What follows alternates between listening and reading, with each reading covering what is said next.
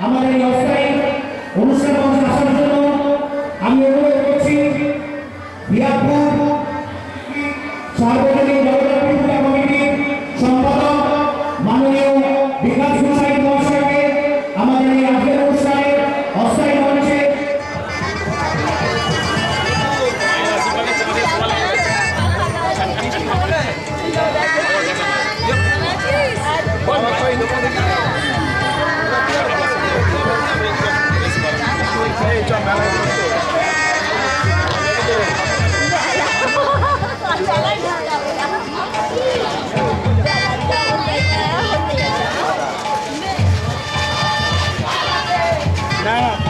কেন বলো বস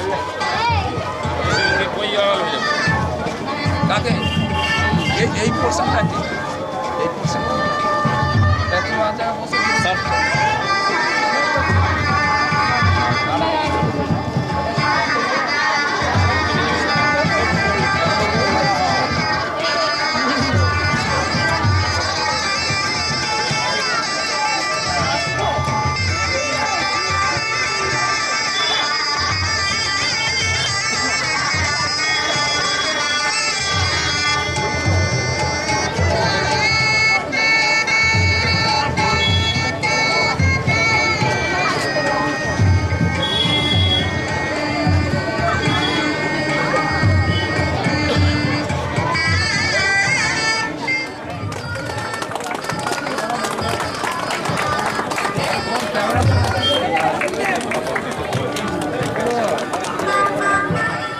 গৌতম পাত্রকে বরণ করে নেওয়ার জন্য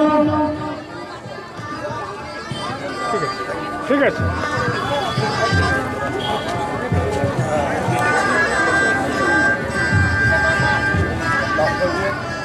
একটু করতালি দিন। আমি আমার কাকা শ্রী অসিত মুখার্জিকে অনুরোধ করছি মিয়াপুর সার্বজনীন পূজা কমিটির মঞ্চে একবার আসার জন্য নন্টু গোমাল ঘাটিকে একবার আমাদের এই অস্থায়ী অনুষ্ঠান মঞ্চে আসার জন্য অনুরোধ জানাচ্ছি।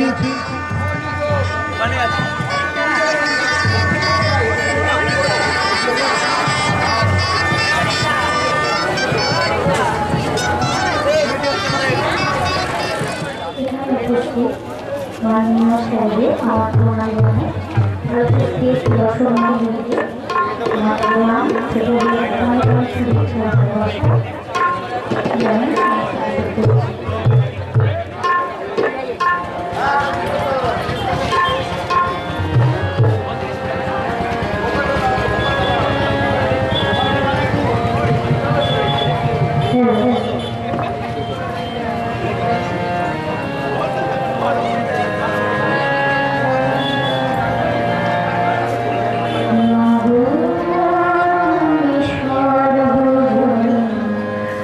আছো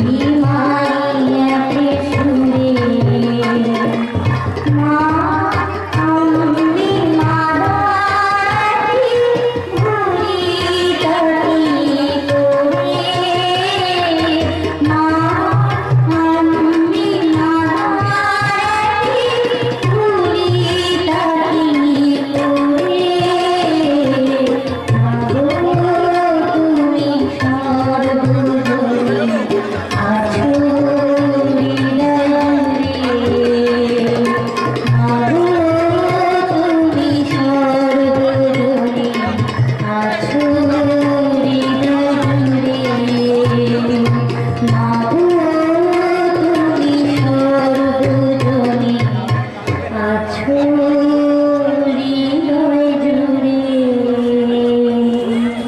এর এই মহতী সভায় উপস্থিত আছেন ডক্টর পিসি দাস, বিশিষ্ট শিক্ষাবিদ, স্থানীয় সেকেন্দ্রাপুর রায়কে ভূপাল বাহাদুর উচ্চ বিদ্যালয়ের প্রাক্তন প্রধান শিক্ষক।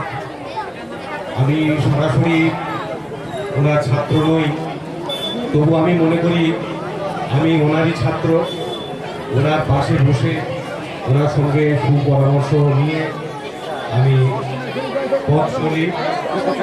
আমি যখন প্রথম প্রধান শিক্ষকের অ্যাপয়েন্টমেন্ট লেটার পেয়েছিলাম, আমি স্যারের কাছে সেই দিনই সেই চিঠি নিয়ে গিয়েছিলাম। সেই দিন থেকেই স্যারের সঙ্গে আমার পরিচয়।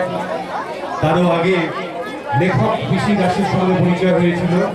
সেটা ৯-এর দশকে আমি যখন প্রথম চাকরি পাই, প্রথম বিদ্যালয়ে যখন সহকারী শিক্ষক রূপে বালিগড়ি অথর্ব বিদ্যা মন্দিরে আমি যোগদান করি, সেই তখন থেকেই স্যারের বই আবার পড়ে কি করছে আমার চলে গেছে অত্যন্ত প্রিয়। কেন স্যার অত্যন্ত প্রিয় মানুষ। পড়িনি মানে উনি কাউকেই মানুষ, স্যারের সম্পর্কে নতুন করে বলার কিছু নেই। বললো যে হচ্ছে যে আর আজকের যে পরিমণ্ডল, যে পরিমণ্ডলে এই অনুষ্ঠানটি হচ্ছে জগদ্ধাত্রী পূজার উপলক্ষে, আমার স্নেহের ভাতৃপ্রতিম বিপ্লব মুখোপাধ্যায় তার পিতার স্মৃতির উদ্দেশ্যে, স্বর্গীয় দিলীপ কুমার মুখোপাধ্যায় স্মৃতির উদ্দেশ্যে ডক্টর পিসি দাসের কিছু লেখা বই, বিশেষ করে ইংলিশ গ্রামার, জুনিয়র সিরিজ এবং সিনিয়র সিরিজ, এবং তার সঙ্গে সারা বিশ্বের সেরা মনীষীগণ এই পুস্তকগুলি ছাত্রছাত্রীদের হাতে তুলে দিতে সক্ষম হয়েছে। এই যে একটি মহতী কাজ, এই কাজের জন্য আমি বিপ্লব ভাইকে আন্তরিক শুভেচ্ছা অভিনন্দন জানাই। আর জানিয়ে একটা কথাই বলবো যে আজকের দিনে মা জগদ্ধাত্রী সামনে আছেন। একবার দেবতাদের সঙ্গে আমি উপনিষদের একটা ব্যাখ্যা, সেখান থেকে কিছু কথা বলছি। দেবতাদের সঙ্গে অসুরদের একবার যুদ্ধ হয়েছিল। সেই যুদ্ধে অবশ্যই অসুররা পরাজিত হয়েছিল এবং দেবতারা জয়ী হয়েছিল।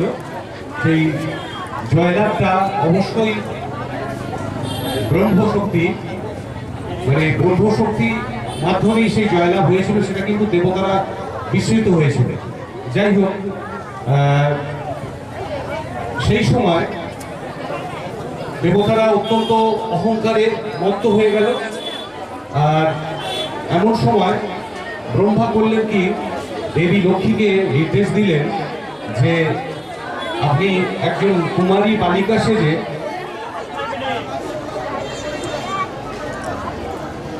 আজ আমরা সার্বজনীন জগদ্ধাত্রী পূজার মণ্ডপে উপস্থিত হয়েছি।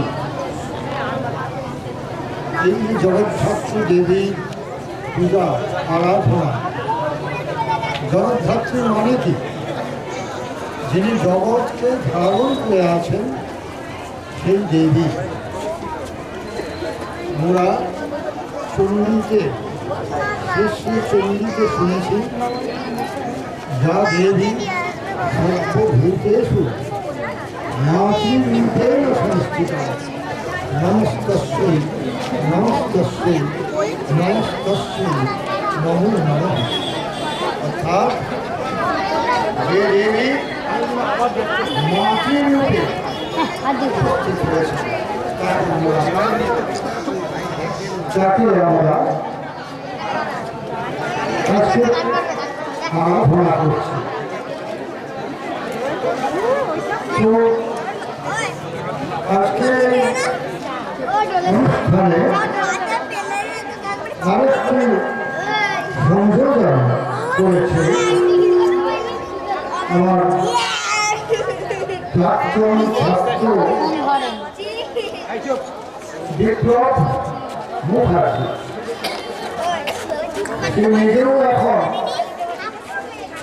একটা স্কুলের শিক্ষক এবং সেজন্যই বোধহয় সে যে মূল্য সেটা বুঝতে পেরে নামটা বিপ্লব মুখার্জি যাকে বৈঠক প্রাঙ্গণে বাহিয়ে বসেছে এই পূজা মণ্ডপে।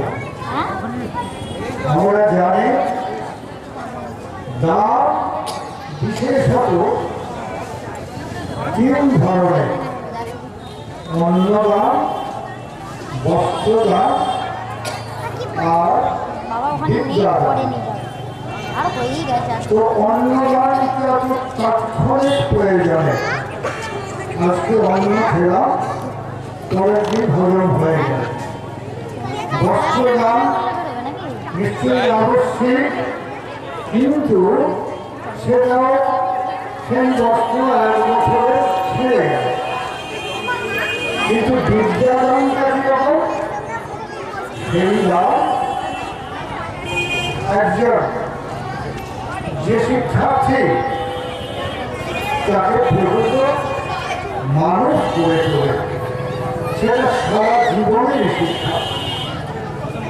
কিন্তু সেই বিদ্যাদানে যে এখন প্রতিষ্ঠানগুলো, স্কুল, কলেজ, সেখানে বিশেষভাবে শিক্ষা দেওয়া হয় কেরিয়ার বিল্ডিং এডুকেশন, কিন্তু তার সঙ্গে যুক্ত হওয়া দরকার ক্যারেক্টার বিল্ডিং এডুকেশন। মানি মেকিং এডুকেশন শুধু নয়, দরকার ম্যান মেকিং এডুকেশন, এবং সেটা বোধহয় আরও জরুরি আজকের দিনে। কিন্তু দুর্ভাগ্যের বিষয়, আমাদের এই প্রজন্মে আমরা দেখছি এখনকার স্কুল কলেজের ছেলেমেয়েরা বই বিশেষ পড়ে না, মোবাইলটাই পড়ে। কিন্তু মোবাইল থেকে কতটুকু শিক্ষা পাবে? সে তো গ্রাফিকা, এটা একটু ওটা একটু, ওই আকাশে যেমন ছেঁড়া ছোড়া মেঘ ভাসে সেই রকম একটুখানি, কিন্তু জানেই সবসময় ব্যস্ত থাকে। আমরা অভিভাবকেরা, শিক্ষক শিক্ষিকারা এর সমালোচনা করি, কিন্তু সেইটুকুই বোধহয় যথেষ্ট নয়। দরকার অভিভাবিকাদেরও সচেতনতা। যদি ছাত্রছাত্রীরা দেখতে পায় বাড়িতে তার মা বাবা কিছু বই পড়ছে, তাহলে তাতে সে অনুপ্রাণিত হবে। সুতরাং এক্ষেত্রে শুধু সমালোচনা নয়, শিক্ষক শিক্ষিকা অভিভাবিকাদেরও একটা দায়িত্ব থেকে যায়। সেই জায়গাটায় এই যে একটু আগে বললাম, আমার প্রাক্তন ছাত্র বিপ্লব মুখার্জি, সে গত বছরেও এই অনুষ্ঠানে, এই জগদ্ধাত্রী পূজার অনুষ্ঠানে আমার লেখা অ্যাপ্লাইড ইংলিশ গ্রামার প্রায় 50 কপির মতো নিজ ব্যয়ে কিনে এনে ছাত্রছাত্রীদের হাতে তুলে দিয়েছিল। এবারেও আমি যখন সরকারের থেকে রাধানগরের বাসভবনে কিছুদিনের জন্য এলাম, তখন সে আমার বাড়িতে গিয়ে এবছরের জন্য সে তার এই প্রস্তাব রাখল এবং অনুরোধ জানালো আমি যেন এই অনুষ্ঠানে থেকে এই ছাত্রছাত্রীদের হাতে বিগিনার্স অ্যাপ্লাইড ইংলিশ গ্রামার বইটা তুলে দিই। তখন তাকে আমি একটু বললাম যে দেখো, তুমি আগের বছর বড় বইটা অ্যাপ্লাইড দিয়েছিলে, এবার তার আগের লেভেলটা জুনিয়র লেভেলের জন্য বিগিনার্স অ্যাপ্লাইড দিচ্ছে, ভালো কথা। কিন্তু আমি বলি কি, এটাও শুধু ক্যারিয়ার বিল্ডিং এডুকেশন, কিন্তু ক্যারেক্টার বিল্ডিং এডুকেশনটা ভাবতে হবে। তোমার যা তার মধ্যে তুমি অন্তত আর একটা বই আমার লেখা সারা বিশ্বের সেরা মনীষী দল, এই বইটা কিছু দাও যাতে তারা মানুষ হতে পারে। এই বইয়ের ভেতরে একজন বিজ্ঞানীর কথা আছে, সংক্ষেপে 2-1 মিনিটের মধ্যে তোমাদের কিছুটা বলে দিই, তোমরা উৎসাহিত হবে। এই বইতে একজন বিজ্ঞানীর কথা আছে, তার নাম টমাস আলভা এডিসন। তার ছোটবেলায় তিনি একটা বড় স্কুলে ভর্তি হয়েছিলেন, মা ভর্তি করে দিয়েছিলেন। 1 মাসের পর সেই স্কুলের প্রিন্সিপাল এই এডিসনের মাকে একটা চিঠি লিখলেন। চিঠিটা ছেলেটি যখন এনে দিল, মা সেই চিঠিটা পড়ছেন আর কাঁদছেন, অধমে চোখ দিয়ে জল নামছে। বাচ্চা ছেলেটি জিজ্ঞেস করলো, মা তুমি কাঁদছো কেন? মা বললেন, দেখ না, ওদের প্রিন্সিপাল যে চিঠি লিখেছে যে আপনার ছেলের মতন এত ইন্টেলিজেন্ট ছেলেকে পড়াবার মতো আমাদের স্কুলের মাস্টার নেই। আমরা এই স্কুল থেকে একে ছেড়ে দিচ্ছি, আর ওকে আসতে হবে। তো তারপর মা কি করলেন? মা সেই ছেলেটিকে বাড়িতে নিয়ে পড়াতে শুরু করলেন।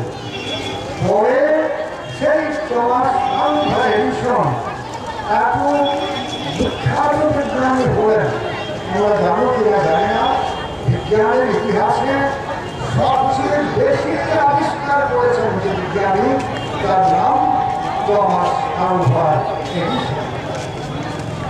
তো সেই টমাস আলভা এডিসন পরে একদিন তার গ্রামের বাড়িতে এসে চাবি খুলে দেখেন মা তো মারা গেছে, মেঝেতে একটা চিঠি পড়ে আছে।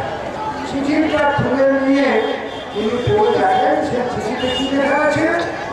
সেই চিঠিতে লেখা আছে, প্রিন্সিপাল লিখেছেন যে তোমার ছেলে এত ইডিয়েট ছেলে যে তাকে আমরা এই স্কুলে পড়াবো না, তোমার ছেলেকে স্কুল থেকে বহিষ্কার করা হবে। তাহলে বুঝলে এই টমাস আলভা এডিসনের ছোট্ট কাহিনী থেকে কি হল, দরকার এখানে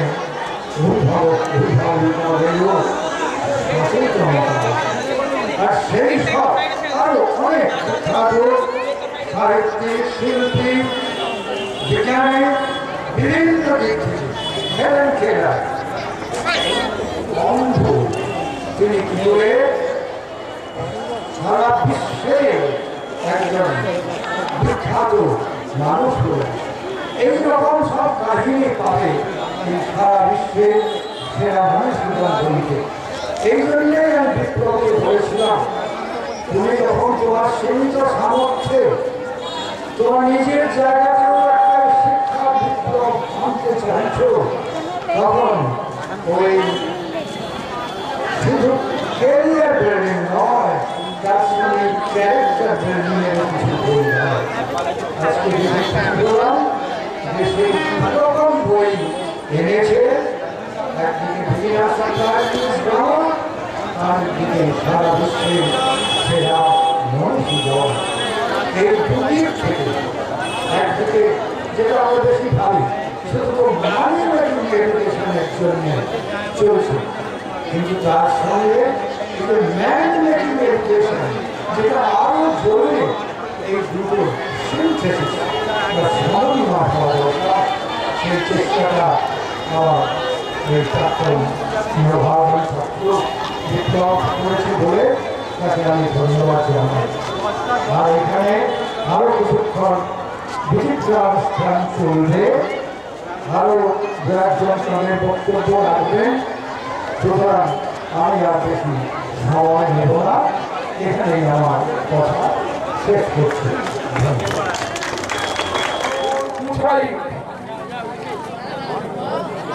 উঠে চলে এসো, তুমি দেখি এই কি করো, কই নায়ক আচ্ছা স্যার তুলে দিচ্ছে কত পড়ছে বলতে আসবে আসলো অনেক বুঝাই তুমি 6 এ পড়ো অনেক বুঝাই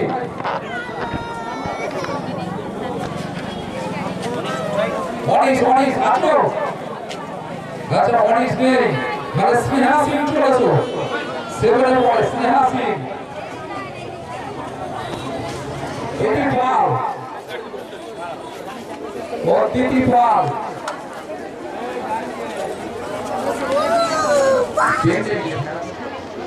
অতিথি পাল ক্লাস 10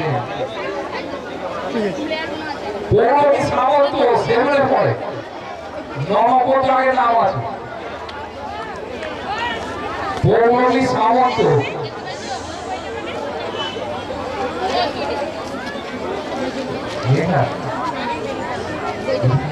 অনু জানা রেডি থাকবে অনু একদম পদার্থের ক্ষুদ্রতম অংশ অনু জানা অনু এখানে স্যারের কাছে আমার কাছে নয়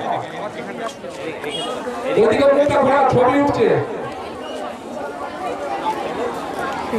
আচ্ছা এবার 13 নম্বরে আছে তিসরা মাইতি তিসরা দেখছি খুব অ্যাডভান্স তাড়াতাড়ি আচ্ছা পূজা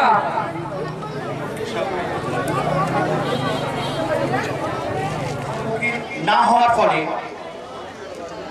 আমরা যে অনুষ্ঠান স্থল সেখানে অনুষ্ঠানটা অনুষ্ঠিত করতে পেরেছিলাম। আজকে সকাল থেকে আকাশের মেঘ ভার ছিল, প্রাকৃতিক বিপর্যয়কে অতিক্রম করে পূজা কমিটির প্রত্যেকটা সদস্যের ঐকান্তিক প্রচেষ্টায় আজকে এই অস্থায়ী মঞ্চে আমরা এই অনুষ্ঠানটা সম্পন্ন করতে পারলাম সম্পূর্ণ সফলভাবে। তার জন্য কোনো ধন্যবাদই যথেষ্ট নয়। ইংরেজিতে একটা কথা আছে, where there is a will there is a way। ইচ্ছা থাকলে কার্য হয়, চেষ্টা থাকলেই কার্য হয়। হয়তো মা জগদ্ধাত্রীও চেয়েছিলেন যে এই অনুষ্ঠানটা আজকেই হবে, কারণ আগের বছর আমি 11th আওয়ারে আমাদের এই পূজা কমিটির ইনচার্জ মাননীয় দেবব্রত পাল মহাশয় এবং কোষাধ্যক্ষ ঝন্টু কাটি মহাশয়ের কাছে আমি এই প্রস্তাবটা রেখেছিলাম। 11th আওয়ারে বলা সত্ত্বেও ওনাদের চেষ্টায় আমি এই অনুষ্ঠানটাকে সম্পন্ন করতে পেরেছিলাম।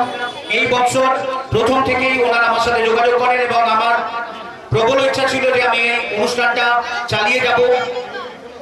সেই জন্য আমি একান্তভাবে ওনাদের কাছে ঋণী।